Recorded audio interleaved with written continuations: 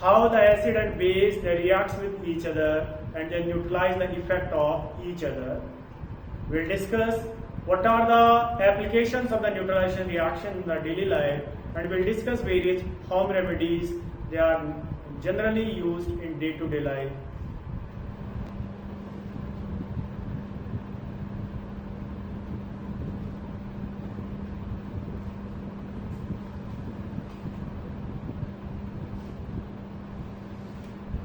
Now the next topic, neutralization reaction. This topic is related with pH value and pH scale. Neutralisation reaction है acid reacts with base and form a salt.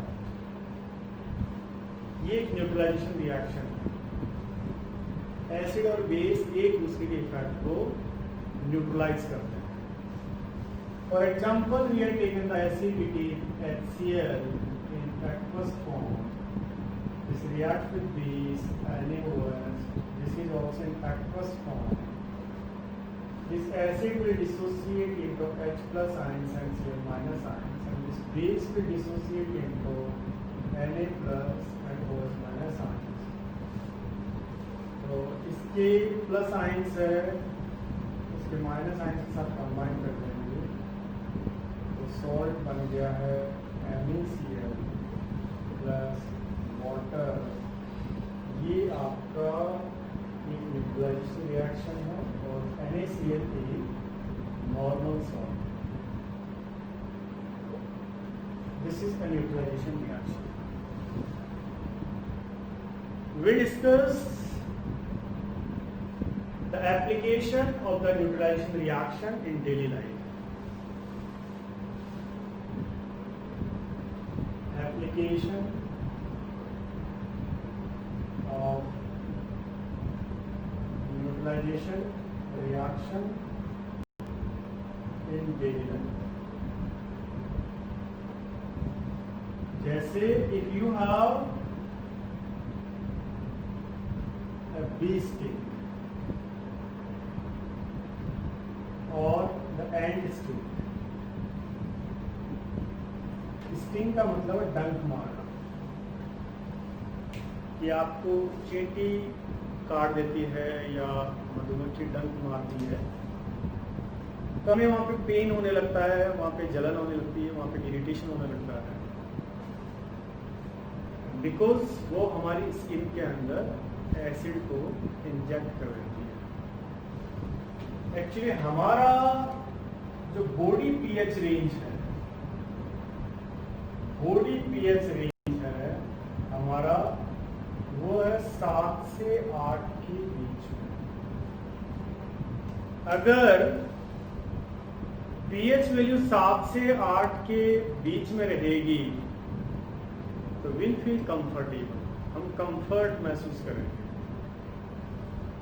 और अगर वो pH range disturb होती है, pH value 7 से कम होती है या 8 से ऊपर चली जाती है, वहीं पर हम कंफर्टेबल नहीं रहेंगे, हमें दिक्कत होने लगेगी। जो मधुमक्खी जब काटती है तो हमारी स्किन के अंदर वो एक एसिड को इंजेक्ट करती है और वो है methanoic acid, injects methanoic acid.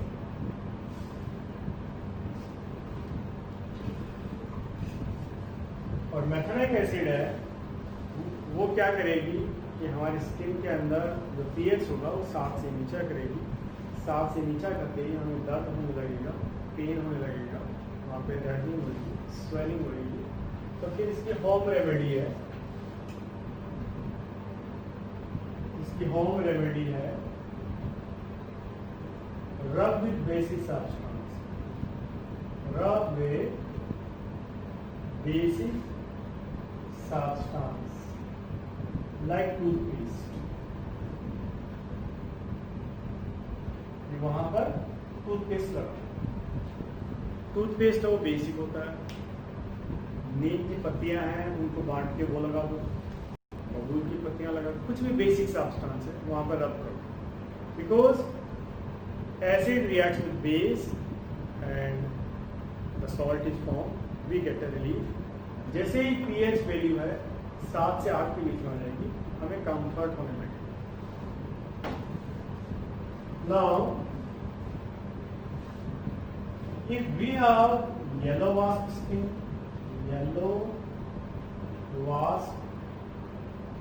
sting, अगर आपको बीरड ने डंक मार दिया, हरियाणा में इसको बीरड बोलते हैं, येलो कलर का जो इंसेक्ट होता है, हिंदी में उसको ततैया बोलते हैं और राजस्थान के अंदर उसको टाटिया बोलते हैं.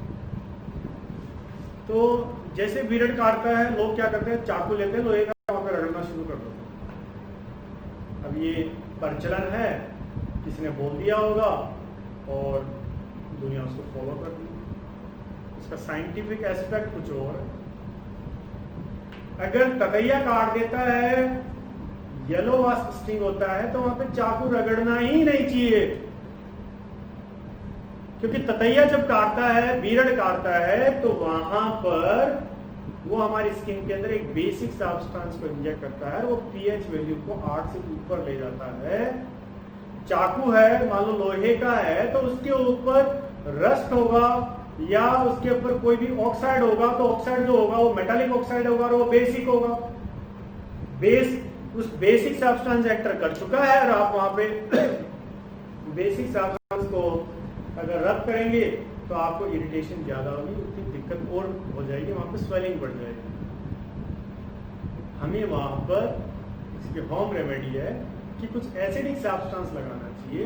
जैसे घर में सिरका है, सिरका लगा दिया वहां पे, या कच्ची अम्बी है, कच्ची अम्बी को काट के उसको रब कर दिया, कुछ भी, नींबू को काट के नींबू को रब कर दिया. तो ये सब एसिडिक सब्सटेंसेस है. The acid reacts with base and form a salt. तो yellow wasp sting, it injects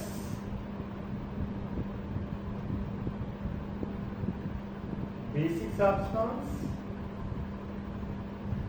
इसकी होम रेमेडी है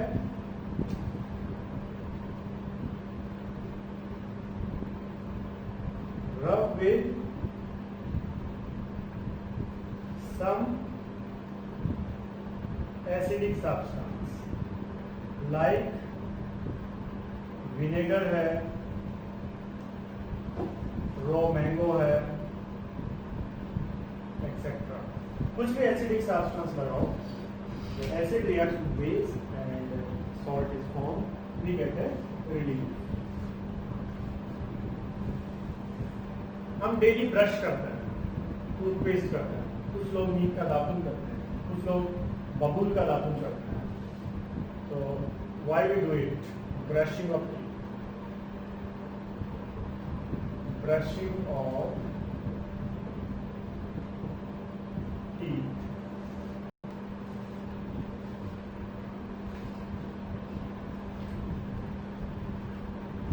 वी टेक चॉकलेट्स, स्वीट्स और द फूड, उनको हम खाते हैं, दांतों से चबाते हैं.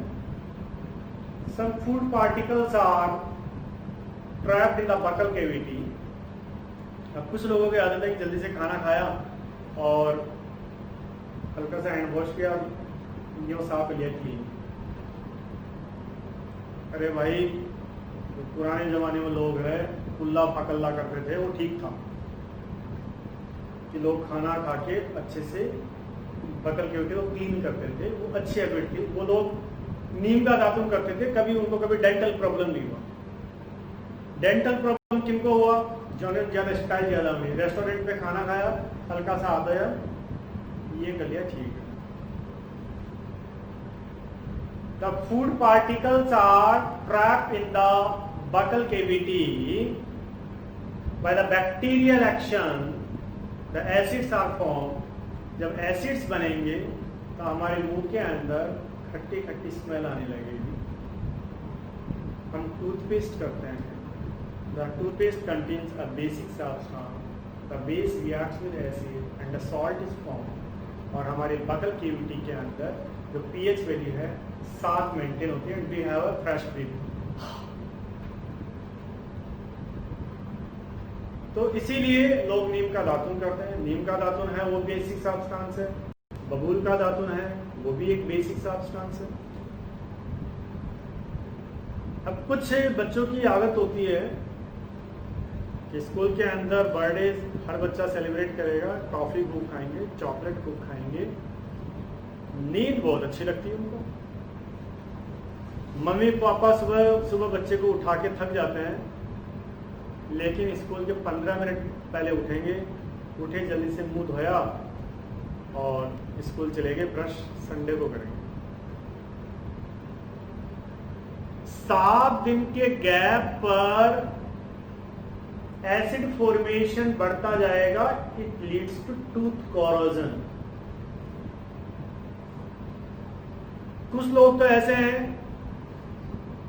कि महीने में एक बार, और कुछ लोग ऐसे हैं कि चलो यार आज दिवाली है ब्रश कर लेते हैं।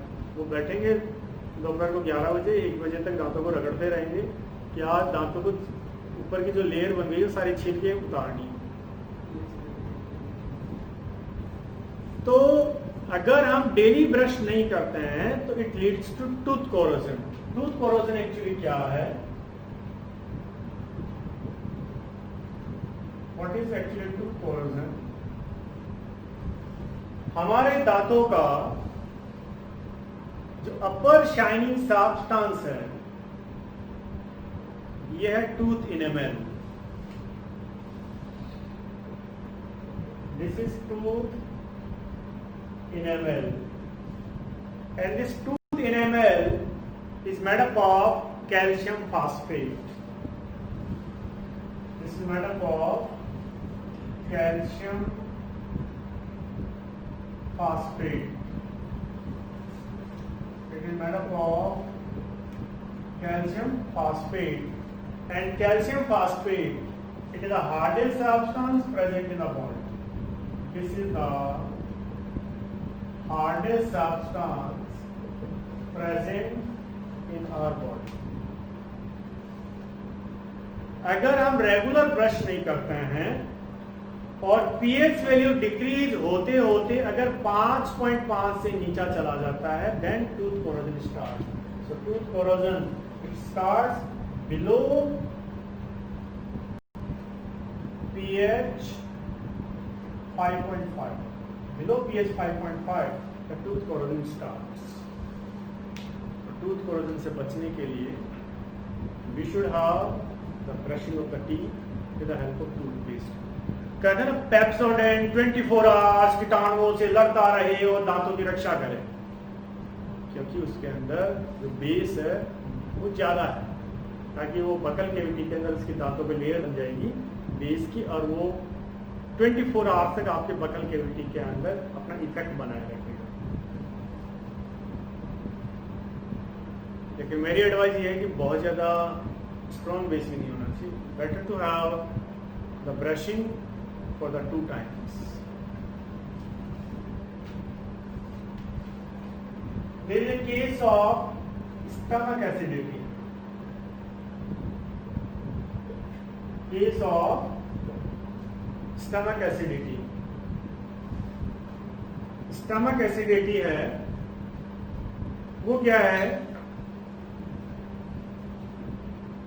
कि whenever we take the food in the stomach, we have gastric glands, they become active and releases the dilute gastric juices, and that contain dilute HCl. Every time you take the food, every time the gastric glands become active, they release gastric juices. Gastric juices contains dilute HCl. If someone have the frequent eating or the overeating, जितना ज़्यादा food खाएंगे तो gastric glands active होगी, dilute HCl का formation ज़्यादा होगा, और dilute HCl का फॉर्मेशन ज़्यादा होगा तो पेट के अंदर गैस बनने लगेगी, लोग फाटिंग करेंगे और कहेंगे एसिडिटी हो रही है। तो एसिडिटी से बचने का यही है कि पेट में जितना भूख है उससे थोड़ा कम खाएं और बहुत फ्रिक्वेंटली ना खाएं। You have a breakfast, lunch and dinner, and in between you have a little break, थोड़ा बहुत कुछ खाने पीने के लिए। इतना खाना बहुत होता है। स्टमक एसिडिटी अगर है तो फिर हमें एक बेसिक सब्सटेंस लेना पड़ता है। कहते हैं डाबर पुदीन हरा पेट की जलन को खत्म कर दे, तो डाबर पुदीन हरा है, डाबर पुदीन हरा के अंदर एक बेसिक सब्सटेंस है that base reacts with acid and form a salt and we get a relief. Baba Ramdev का बादल चूर्ण और गुजरात के भावनगर का कायम चूर्ण है, आपके पेट की पुरानी से पुरानी एसिडिटी को खत्म कर दें। उन सब के अंदर बेसिक सब्सटेंसेस हैं। The base reacts with acid and form a salt and we get a relief. Likewise कुछ आजकल जैसे बारिश हो रही है तो जो पहली रेनफॉल होती है, दूसरी रेनफॉल होती है, वो होती है एसिडिक। तो हम जिसे घरों के पास में किचन गार्डन बनाते हैं घरों के अंदर, और एसिड रेन होने से जो मिट्टी है अगर उसकी पीएच वैल्यू है 7 से नीचे चली जाती है तो क्रॉप का प्रोडक्शन डाउन हो जाता है। वी पुट लाइन, हम चूना डालते हैं। सो maintaining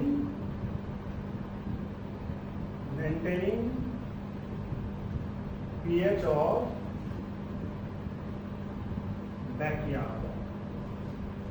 Apply powder of either lime, either calcium hydroxide और either calcium carbonate। ये सब बेसिक है,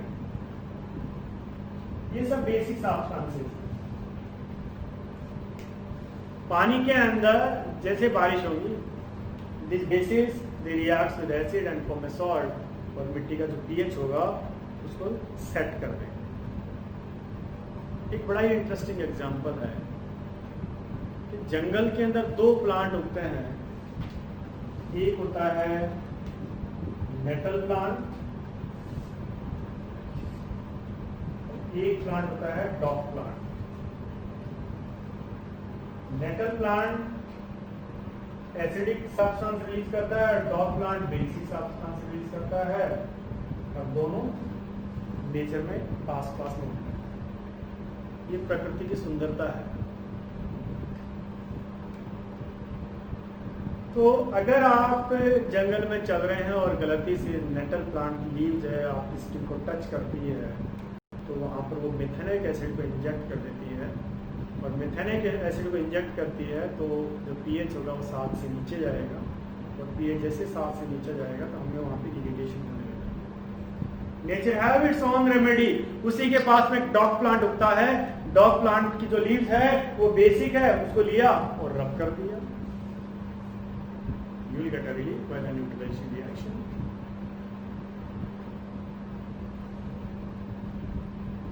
दूध बेचने वाला है वो आधे घंटे में तो दूध किसी को सप्लाई नहीं कर देगा। जो हमें दूध सप्लाई करने आता है उसको 2-3 घंटे तो लगते ही हैं। तो जनरली दूध बेचने वाले क्या करते हैं, उसके अंदर एक बेसिक सब्सटेंस ऐड कर देते हैं, जैसे सोडियम बाइकार्बोनेट ऐड कर दिया। अब होगा ये मीठा सोडा जिसको बोलते हैं। तो बेसिक सब्सटेंस ऐड करने से उसका जो पीएच वैल्यू होगा वो 7 से ऊपर चला जाएगा। दूध बेचने वाला 2-3 घंटे का टाइम लगाता है।